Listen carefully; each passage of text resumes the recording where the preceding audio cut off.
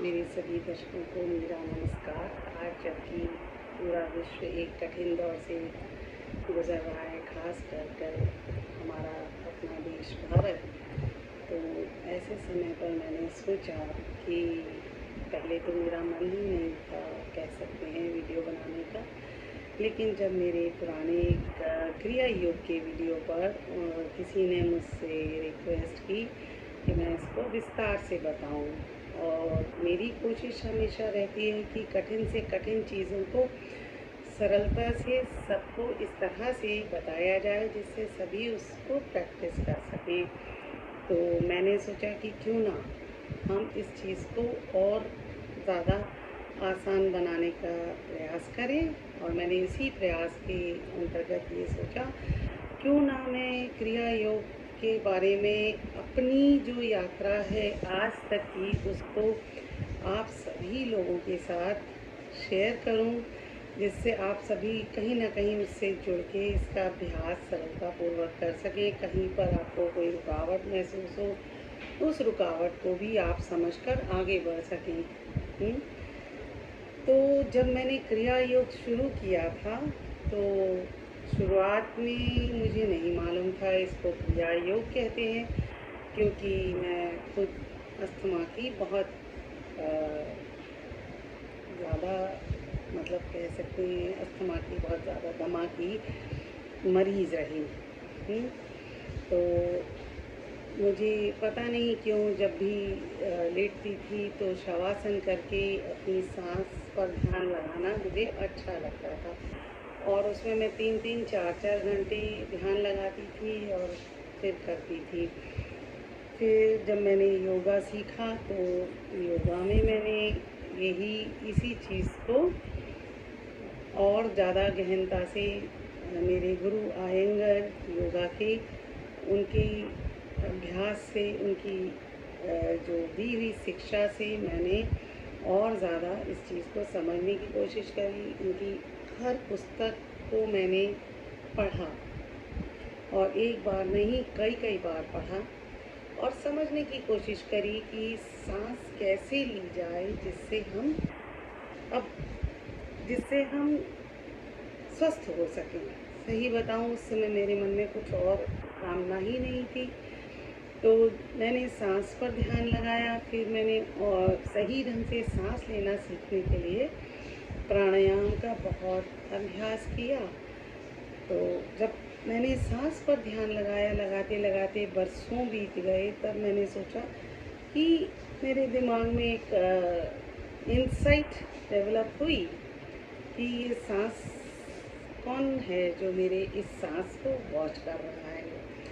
और तब मैंने सोचा कि इसका मतलब कुछ और है जो सांस से बियॉन्ड है। हमारी ज़िंदगी एक सांस, एक उसका एक्सप्रेशन है। तो मैंने वहाँ पर शुरुआत करी। फिर शुरुआत करते करते फिर मैं कई चीज़ों पर, उस सांस के अभ्यास से बहुत सारी चीज़ों का मानसिक रूप से अपने आप को, तो मैं बहुत ही सेंसिटिव नेचर की थी, बहुत जल्दी मुझे आंसू आ जाते थे। तो और मुझे कई बार तो बड़ी शर्मिंदगी होती थी कि मेरे को आंसू क्यों इतनी जल्दी आ जाते हैं। पर फिर मैंने खुद को समझने की कोशिश करी, और ज़्यादा अपने मन को मजबूत बनाने के लिए भी मैंने सांस का अभ्यास किया, और सांस के बारे में मैंने बहुत ज़्यादा, मतलब ऑब्ज़र्व किया, देखा, महसूस किया कि जब भी कोई चीज़ हमें ख़राब लगती है, कहीं ना कहीं हमारी सांस उससे अटक जाती है और कहीं ना कहीं ब्लॉकेज महसूस होती है। तो योगासन, सांस, ये करते करते, और फिर मैंने कई चीज़ों में, कह सकते हो कि हर चीज़ को मैंने स्ट्रगल और अपनी उससे पाया है। तो उसी को समझते समझते मैंने सम्मोहन विद्या यानी हिप्नोथेरेपी सीखी। अब हिप्नोथेरेपी सीखी तो मैं उसको अच्छे से प्रैक्टिस करना चाहती थी। तो मैंने यहाँ पर बहुत ही, हिंदुस्तान में एक बहुत ही फेमस, खासकर दिल्ली में एक बहुत ही फेमस ब्रेन और न्यूरो का हॉस्पिटल है। तो उसके साइकियाट्री डिपार्टमेंट में मैंने इसका अभ्यास शुरू किया, इंटर्नशिप करी और फिर मैंने इसका अभ्यास किया। अभ्यास करने पर मुझे बहुत ज़िंदगी से बहुत अलग तरीके से जुड़ने का मौका मिला। तो ये तो मेरा ये चीज़ थी जो नॉर्मल अभ्यास। अब जब मैंने कुछ और आगे बढ़ी और लोगों से मिली, जो कश्मीर शायरिज़्म मैंने अभ्यास किया, और भी कई लोगों से मिलते मिलते क्या हुआ कि मुझे पता चला कि मैं जिसको अपनी उसके लिए कर रही थी, वो उसी को कुंडलिनी कहते हैं, उसी को चक्रा कहते हैं, और भी पता नहीं क्या क्या, क्रिया योग भी उसी को कहते हैं। अलग अलग नाम है, और मैं नहीं गिनवा सकती कि मैंने कहाँ से कितनी कौन सी चीज़ करी और कैसे कैसे उस चीज़ को प्राप्त किया और उसको अभ्यास को आगे बढ़ाया।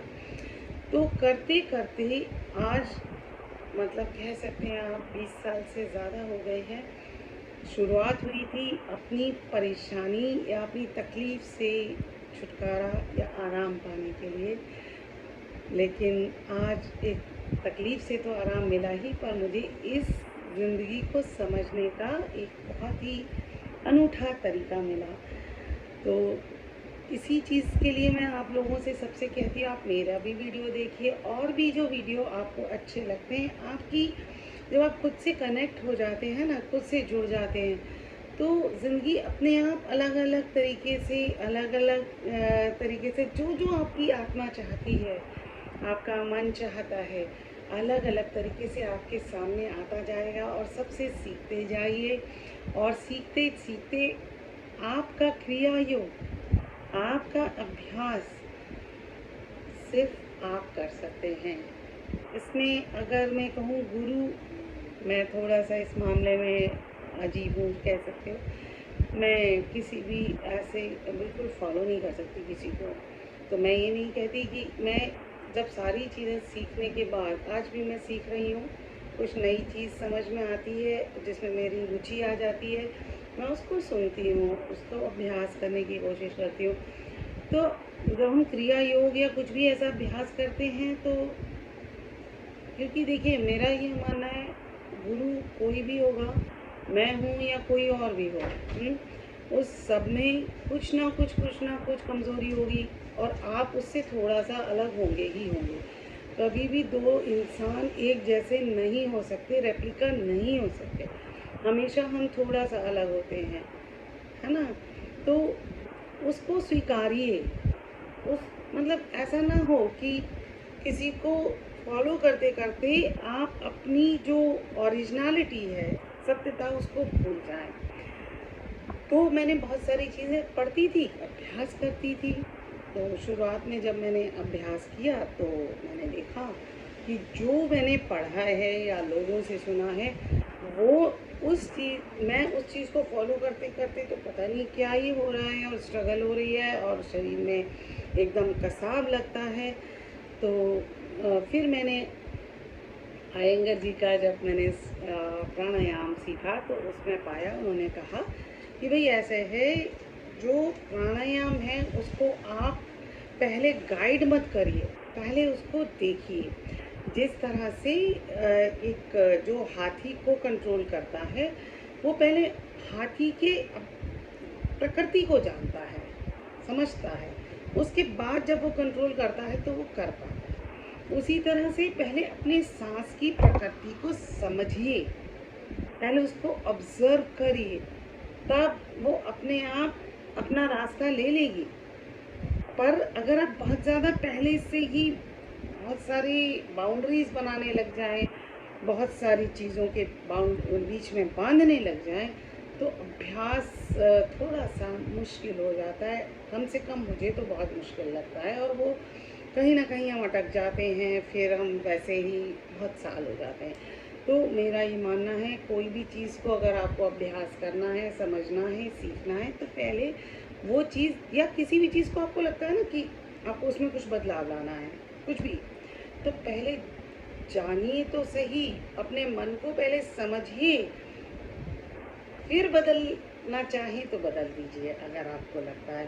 बिना समझे बदलेंगे तो वो एक दबाव होगा, उससे एक स्ट्रेस क्रिएट होगा, और वो स्ट्रेस आपको, मतलब जिस दिन आपको मौका मिलेगा आप उस स्ट्रेस को एकदम छोड़ देंगे। मतलब आप कितने दिन तक आप दबाव में रहेंगे?